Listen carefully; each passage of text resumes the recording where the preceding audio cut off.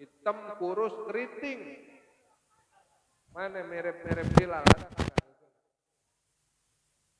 Bilal tuh hitam, kurus, keriting, Pak. Ini mirip-mirip dia nih lah, nih dia nih. Mirip dah mana nih. Ini kalau ente panggil nih Bilal ya, jangan Raihan lagi, Bilal. Bilal tuh hitam, kurus, hidup lagi. Tapi suaranya bagus banget, Masya Allah. Makanya begitu dia naik ke menara, terus dia azan. Allahu Akbar, Allahu Akbar. Oh, semua orang keluar untuk menuju ke masjid. Panggilan azan. Ini baru panggilan azan. Orang yang seneng sama panggilan azan, kalau ada yang azan, Allahu Akbar, Allahu Akbar, kita jawab, betul nggak? Jawabannya apa?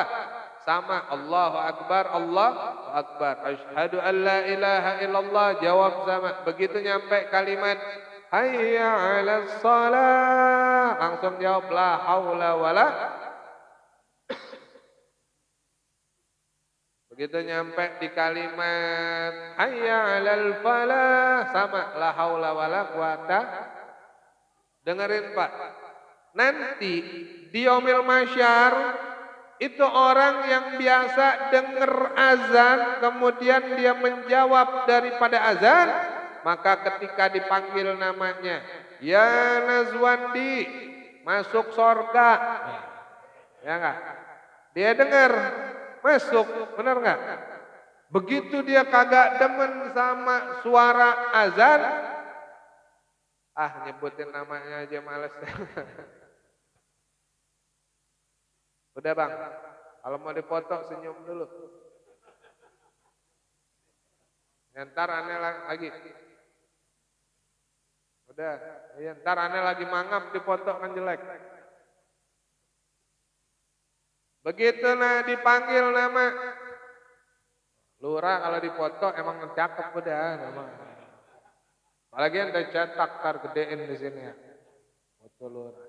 Begitu dipanggil namanya, ya Fir'aun. Dia kagak demen dengar suara azan, namanya Fir'aun, betul. Nih kalau misalnya videonya ada disebarin, ntar orang nama Fir'aun, mereka protes sama Habib. Ada nggak orang ngasih nama Fir'aun? Allahu a'lam ya. Begitu dipanggil Fir'aun, Fir'aun, masuk sorga, dia kagak demen nama suara azan. Itu kupingnya budek Pak. Udah mau masuk sorga, gara-gara kupingnya budek, akhirnya apa coba? Orang udah pada masuk sorga, masuk neraka, dia mah sendirian. Bingung mau masuk kemana, orang budek kagak denger. Akhirnya apa? Masuklah dia ke dalam neraka. Nauzubillah min dzalik. Ini makanya hati-hati. Hati-hati. Dalam ilmu agama itu dalil itu ada dua, betul? Ada dalil akli, ada dalil nakli. Ya, dalil nakli itu berdasarkan Quran dan hadis, ijma daripada ulama, qiyas, itu namanya dalil nakli. Kalau dalil akli itu pakai akal, Contoh misalnya saya nanya, Bang, abang ngelihat pakai apaan? Jawabannya pakai mata. Terus saya bilang orang buta tuh ada mata, tapi kagak bisa lihat. Nah ini udah bermain dengan dalil akli dan ilmu kalam. Boleh enggak? Boleh. Enggak jadi masalah. Orang pakai dalil akli. Ya, misalnya saya kasih dalil akli. Yang namanya agama itu ada hak dan kewajiban, betul. Bapak-bapak, ibu-ibu kerja di satu perusahaan, masuk 30 hari, dari 30 hari liburnya 4 hari, 26 hari wajib masuk kerja. Kira-kira kalau misalnya bapak-bapak masuknya cuma 6 hari, kerja yang wajib 26 hari, masuk cuma 6 hari. Begitu tanggal 1 nemuin atasan minta gaji full sebulan, kira-kira dikasih? Dikasih nggak? Dikasih surat pemecatan. Iya.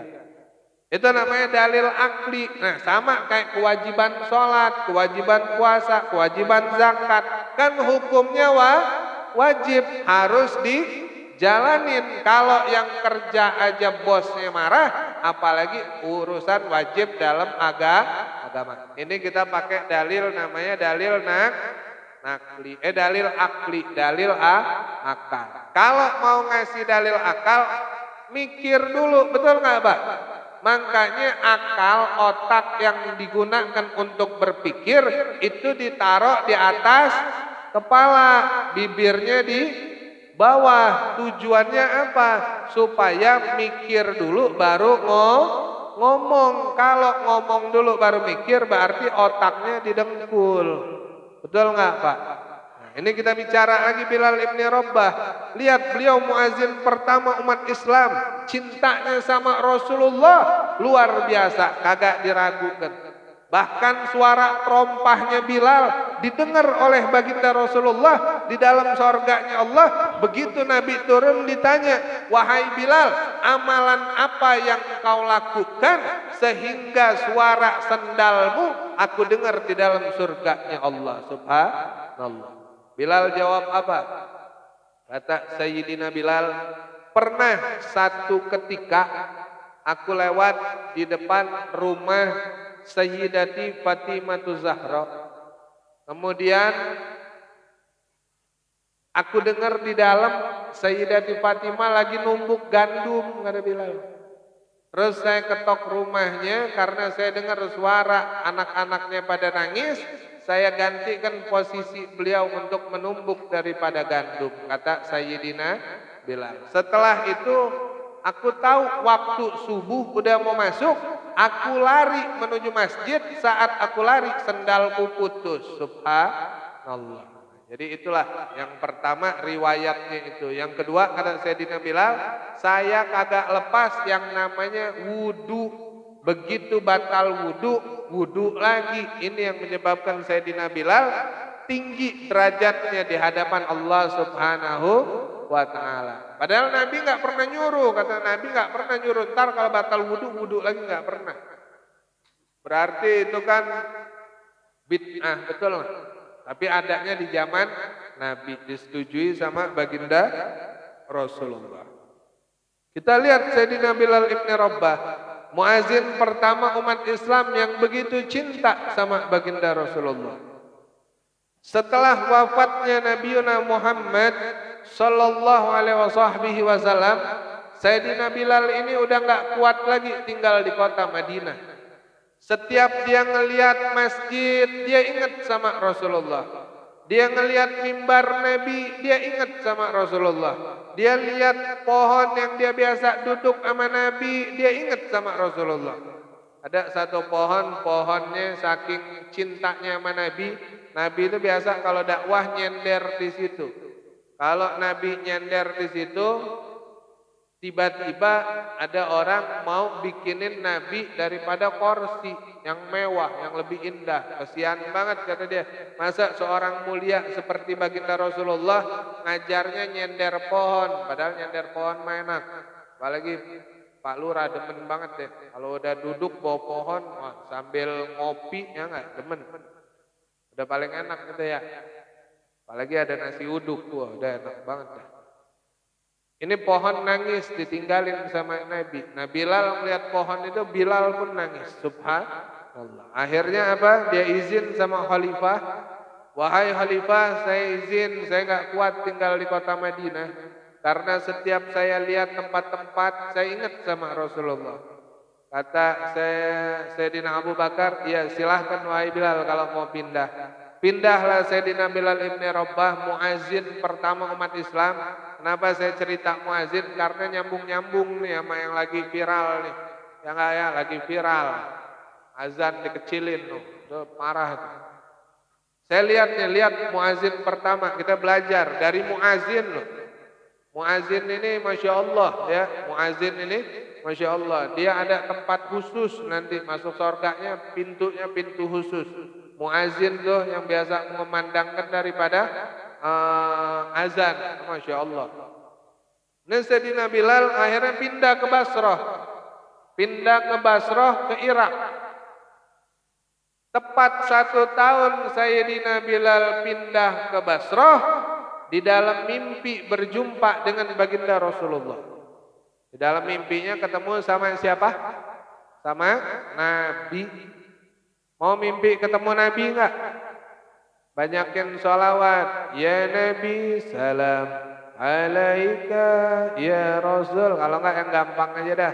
Salatullah salamullah ala taha Rasulillah. Salatullah salamullah ala Yazid Habibillah. Ntar adik-adik kalau mau tidur bacanya begitu ya.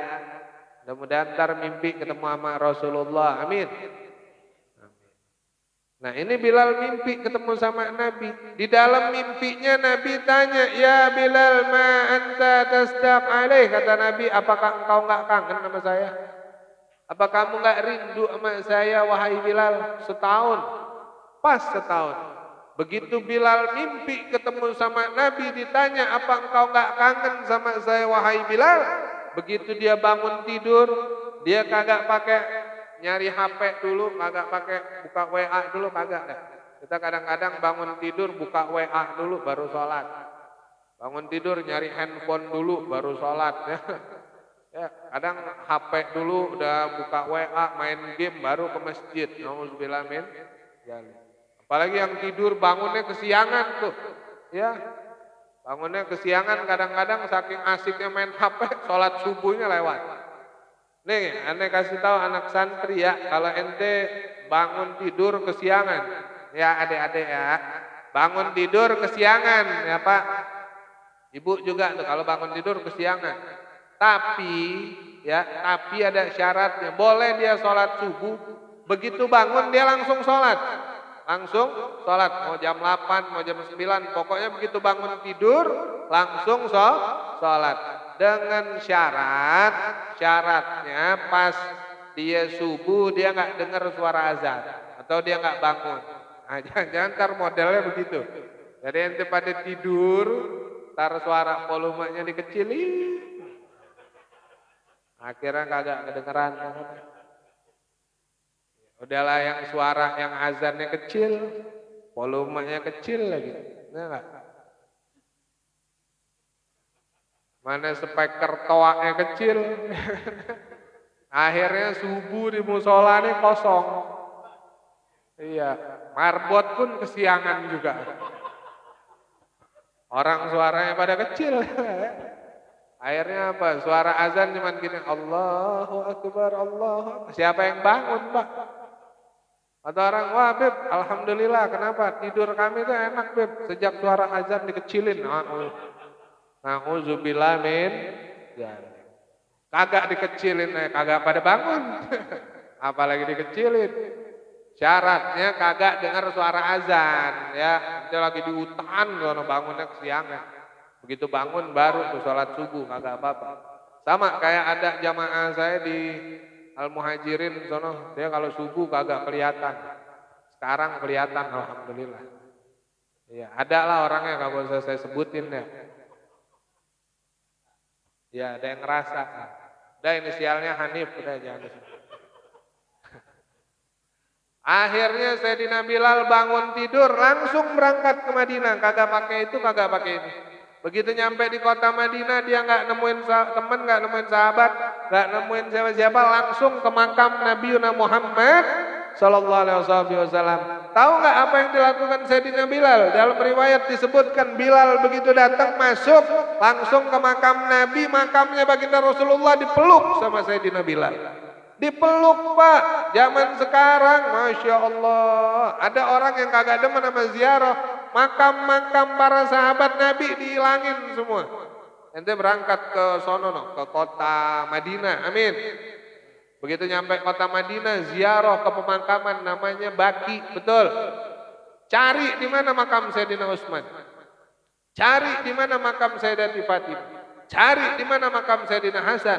Padahal mereka semua dimakamkan di situ, tetapi sulit mencari makam mereka sekarang karena sudah kagak ada lagi kubahnya. Dulu kubahnya ada, sekarang kubahnya udah diratain semuanya. Nauzubillah min dzalik. Ke Ma'lah, dulu ada di Ma'lah, di Mekah, ada makam, ada kubahnya Sayyidati Khadijah, istri pertama baginda Rasulullah.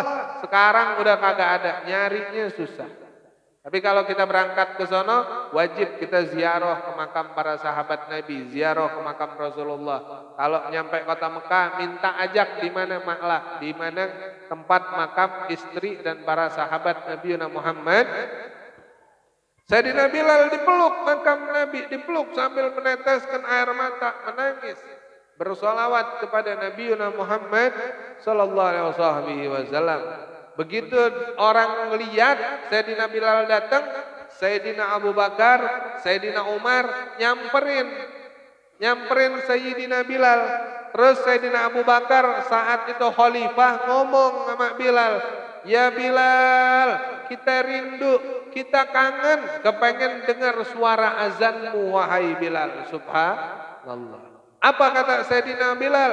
"Ya khalifatul mu'minin, wahai khalifah kaum beriman, demi Allah, setelah wafatnya Nabi, saya tidak pernah lagi mengumandangkan azan." Sayyidina Umar bilang, "Wahai Bilal, azan dong kayak Nabi waktu masih ada." Ditolak juga, sama jawaban Bilal. Setelah wafatnya Nabi, saya udah tidak pernah azan lagi. Bilal kagak azan, bukan berarti Bilal kagak demen sama azan. Orang dia muazin pertama umat Islam.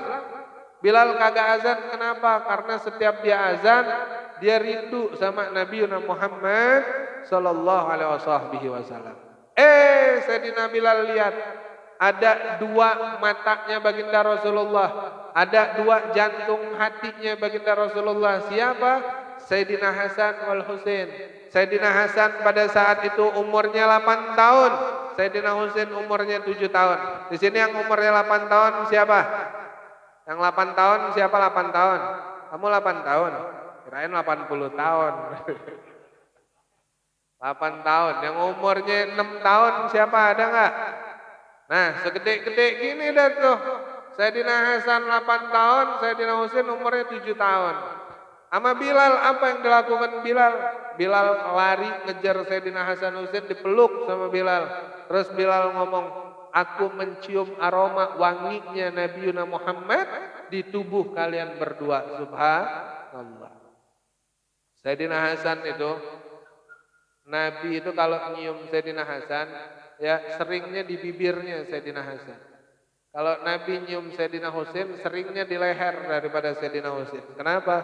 Karena Nabi tahu Sayyidina Hasan wafatnya diracun, Sayyidina Husain wafatnya dipenggal. Nabi udah paham, udah tahu. Kata Sayyidina Bilal, "Aku nyium wanginya Nabi ada di kalian." Kenapa kita tadi pas Mahalul Qiyam dibagiin minyak wangi? Kenapa? Karena Rasulullah demennya yang wangi-wangi. Begitu kita berdiri marhaban, pada saat itu Nabi Muhammad sallallahu alaihi wasallam itu mendengar daripada sholawat kita. Nabi dengar sholawat kita, tidak ada satupun dari umat Islam yang bersolawat kepadaku kecuali Allah mengembalikan ruhku untuk menjawab daripada sholawat mereka. Kita ini nih sholawat nih kagak ada yang bisa. Kagak ada yang bisa. Yang bisa nyampe ke Nabi itu nggak ada yang bisa. Makanya kalau kita sholawat, kita tawasulnya melalui Allah. Allahumma sholli ala Sayyidina Muhammad. Artinya apa? Ya Allah, sampaikanlah sholawat dan salam kami kepada Nabi Muhammad. Lihat, harus diawalin apa? Allahumma. Karena nggak ada yang bisa sholawat langsung nyampe kepada Nabi kecuali melewati dan melalui izin Allah Subhanahu wa ta'ala. Makanya kita kalau sholawat, Allahumma sholli ala Sayyidina Muhammad. Ya Allah, sampaikanlah salam kami. Jadi kita tuh minta tolong, mohon sama Allah agar Allah sampaikan salam dari kita untuk baginda Rasulullah. Allahumma sholli ala Sayyidina Muhammad wa ala ali Sayyidina Muhammad. Makanya tadi dibagi minyak wangi. Karena apa? Rasulullah hobinya yang wangi-wangi. Ini Sayyidina Hasan Husain ngomong sama Bilal, wahai Bilal, azanlah sebagaimana kakek kami masih hidup. Sayyidina Bilal jawab apa? Tadi khalifah minta saya tolak. Sayyidina Umar minta saya tolak. Tetapi demi Allah, ketika kalian yang meminta, saya tidak berani menolak keinginan kalian. Karena apa? Saya takut nanti di yaumil masyar tidak dipandang oleh Nabi Muhammad sallallahu alaihi wasallam. Ini yang minta cucunya baginda Rasul. Sayyidina Hasan Husain yang minta. Kata Sayyidina Bilal, saya takut nanti kalau saya nolak permintaan kalian, nanti saya tidak ditoleh oleh baginda Rasulullah. Saya enggak dipandang oleh baginda Rasulullah. Karena apa? Ini adalah zurriyatun Nabi, keturunan dari Nabi Muhammad sallallahu alaihi wasallam. Kita nih zaman sekarang, nih zaman yang penuh kebobrokan, kehancuran.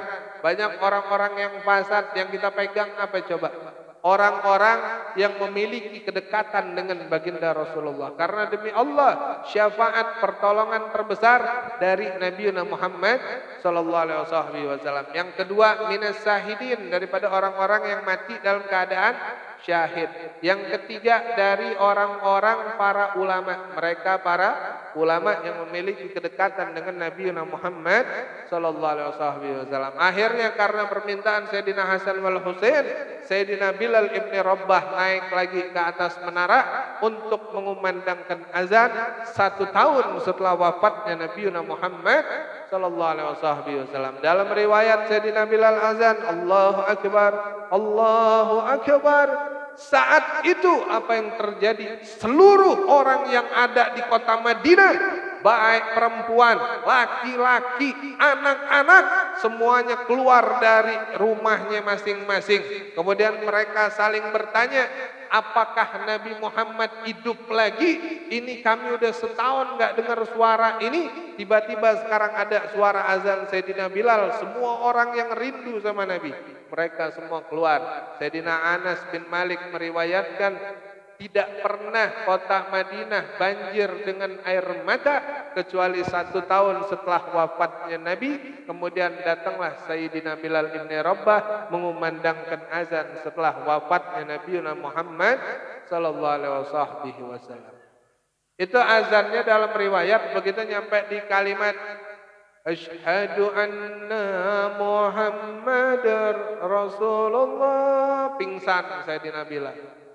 Bahkan di dalam riwayat lain disebutkan Sayyidina Bilal ibn Rabah tidak bisa menyelesaikan daripada azannya karena begitu nyampe kalimat Muhammadur Rasulullah pingsan sampai akhirnya azannya kagak selesai. Subhanallah. Kita udah belum punya rasa rindu sama Nabi yang begitu luar biasa. Rindunya kepada baginda Rasulullah, maka demi Allah tidak akan terjadi musibah di sini selama orang-orang di sini bersolawat kepada Nabi Muhammad sallallahu alaihi wasallam. Dan orang yang sering solawat kepada Nabi, maka mereka lah orang-orang yang nantinya paling dekat sama Rasulullah sallallahu alaihi wasallam. Walhasil kita lihat muazin pertama umat Islam ketika sampai hari sakaratul mautnya, kita lihat Sayyidina Bilal ibn Rabah ini pada saat sakaratul maut, beliau udah terbaring, udah tua, matanya udah nutup. Terus istrinya ngomong, wa karbah, sungguh Bilal merasakan sakit, sungguh Bilal merasakan sedih. Itu Sayyidina Bilal udah keringetan.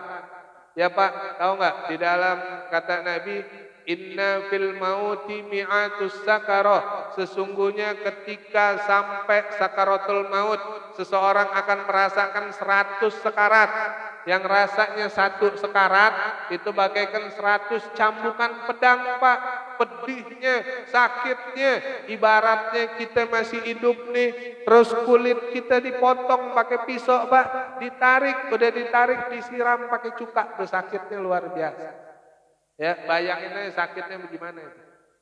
Nah, itulah rasanya sakaratul maut dan lebih menyakitkan lagi. Illa mu'minin wal mu'minat, kecuali orang-orang yang beriman kepada Allah, wanita yang beriman kepada Allah. Kita lihat Bilal ibn Rabah, begitu dia udah sakaratul maut, istrinya ngomong sedih, kesian. Kata Bilal, dibuka lagi matanya, dia ngomong sama istrinya, Ya zaujati, wahai istriku, demi Allah, apa yang keluar dari lisanmu adalah kalimat yang salah. Seharusnya engkau katakan wa daraba ghadan liqa hibbah Muhammadan wa hisbah. Betapa senangnya, betapa gembiranya, betapa bahagianya sudah dekat perjumpaanku dengan para sahabat yang terlebih dahulu meninggalkan aku, dan kepada kekasihku Nabi Muhammad sallallahu alaihi wasallam. Rasa sakit sakaratul maut hilang semuanya. Karena apa?